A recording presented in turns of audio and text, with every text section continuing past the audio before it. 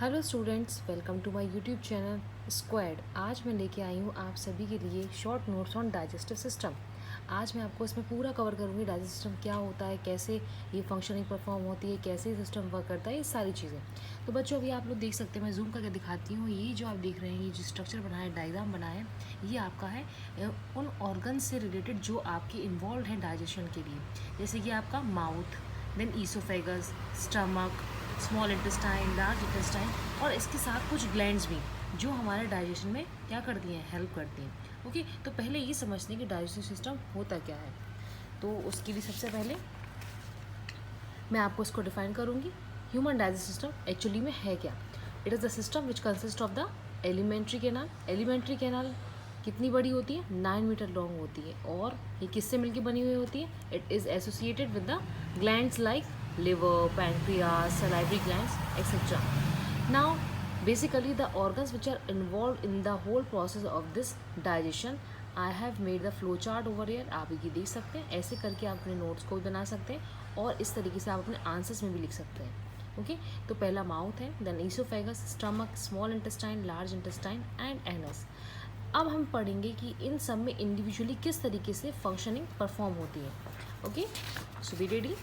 पहला है हमारा डिस्क्रिप्शन माउथ के बारे में। माउथ क्या है, कैसा होता है और इसका क्या फंक्शन है, क्या डाइजेशन में ये हेल्प करता है और किस तरीके से। तो बच्चों, माउथ हम सब जानते हैं it is the special organ किसके लिए? For injection of food. Injection means खाने को अंदर लेना। किसके थ्रू ही खाते हैं? मुंह के थ्रू ही खाते हैं। माउथ हमारा जिसे हम बोलते हैं। ओके, और माउथ में क्या होता है? हमारे टीथ होते हैं, टंग होते हैं और सलाइवरी ग्लैंड्स होती हैं।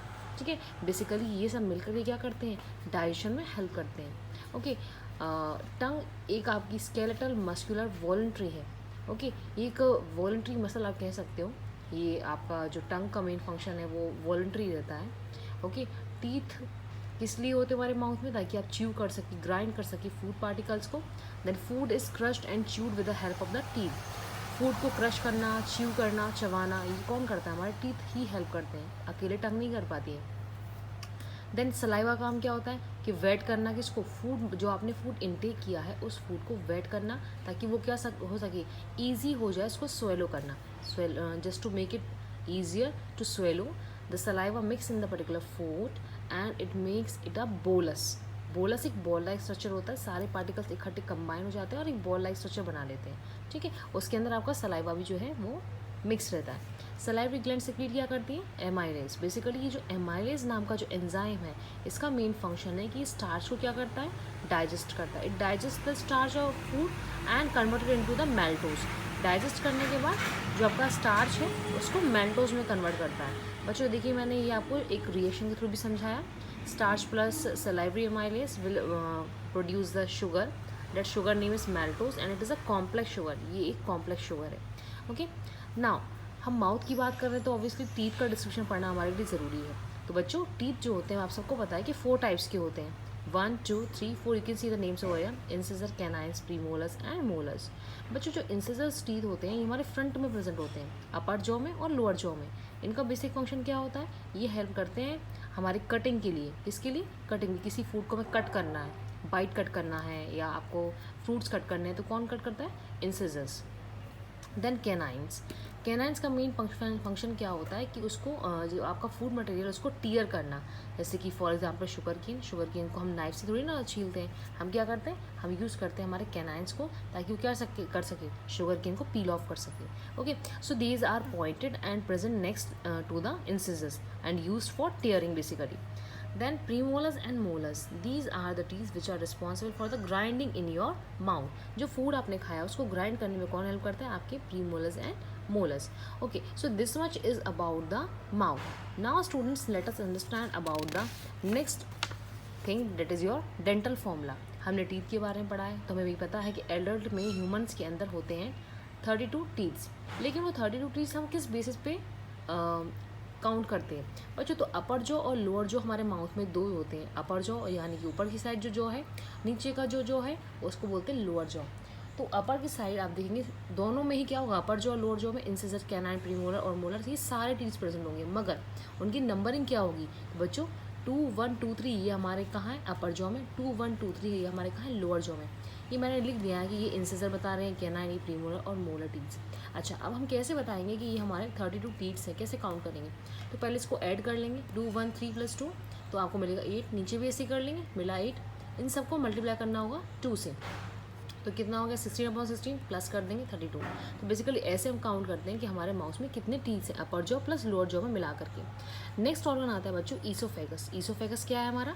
ईसोफेगस एक मस्कुलर ट्यूबलाइट स्ट्रक्चर है, जो कि जिसकी सेंटीमीटर में अगर हम लेंथ नापेंगे तो होगी 25 सेंटीमीटर लॉन्ग, और ये म्यूकस ग्लैंड से मिलकर बना होता है। ये म्यूकस ग्लैंड के अंदर प्रेजेंट होती है, मसल्स का बना हुआ होता है ये ट्यूबलाइट स्ट्रक्चर, और इसमें प्रेजेंट होती है हमारी म्यूकस ग्लैंड्स।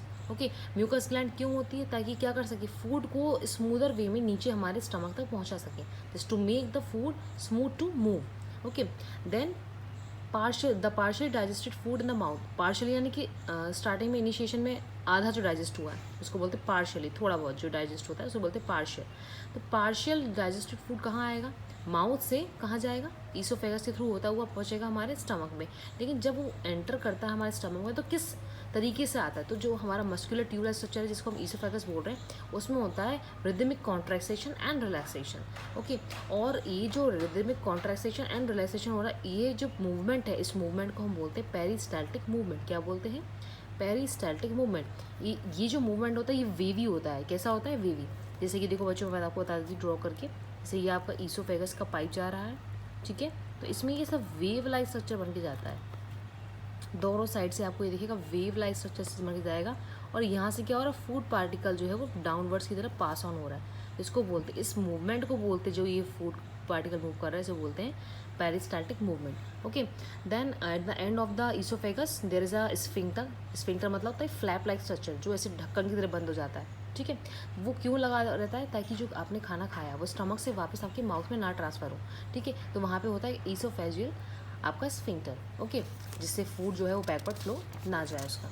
नेक्स्ट अब हम पढ़ने वाले हैं स्टमक के बारे में। बेसिकली स्टमक में क्या होता है और फंक्शनिंग कैसे होती है। So it is small J shape pouch like structure. Okay, इसकी जो वॉल्स है वो कैसी होती है? थिक होती है, इलास्टिक मसल्स की बनी हुई होती हैं, और ये स्टोर करती है और हेल्प करती है break down of a food. Okay, then regulation of food. जो रेगुलेशन यानी कि जो वहाँ पे जनरेट हो रहा है, जो आपका फूड आपको ईसोफेगस के थ्रू क्या पहुँचा है, स्टमक में पहुँचा है, उसको हम बोल रहे हैं काइम। काइम ये फॉर्म होगा और स्टोरेज करना फूड का। देन स्टमक में आपका होता है पार्शियल डाइजेशन, मैकेनिकल चर्निंग होती है, साथ ही साथ आपका फूड जो है चर्न होकर स्टमक के अंदर जो नियरली 3 घंटे तक रहता है, उसके बाद ही पास ऑन हो जाता है आपकी लार्ज इंटेस्टाइन, स्मॉल इंटेस्टाइन में। ओके, जो वॉल्स है स्टमक की वो कंटेन करती है 3 ट्यूब्यूलर ग्लैंड्स। वो ग्लैंड्स कौन कौन सी हैं? बेसिकली होती हैं आपकी जो 3 ट्यूब्यूलर ग्लैंड्स हैं, जो ट्यूब के थ्रू क्या होती हैं आपके सिक्रीट करती हैं एंजाइम्स को, जैसे कि अभी कुछ गैस्ट्रिक जूसेस हुए और एंजाइम्स, उनके नाम देख लेते हैं। ये मैंने एक फ्लो चार्ट सा बनाया बच्चों, इससे आपको ईजियर होगा याद करने में। जैसे कि आपका पैप्सिन है, HCl है, म्यूकस है। ओके, तो बेसिकली पैप्सिन जो है कन्वर्ट होगा पैप्सिनोजन में, और ये क्या करेगा आगे फर्दर इसको डाइजेस्ट करके क्या बना देगा, प्रोटीन की फॉर्म में ब्रेक डाउन कर देगा। HCl का काम तो आप सभी लोग जानते हैं, ये हार्मफुल होता है। अगर हमारी बॉडी के बाहर अगर कोई हमारे ऊपर डाल दे या हमारे हाथ पे अपने आप गिर जाए तो क्या होगा, स्किन बर्न हो जाएगी। लेकिन बेसिकली आपके स्टमक में ये प्रेजेंट होता है।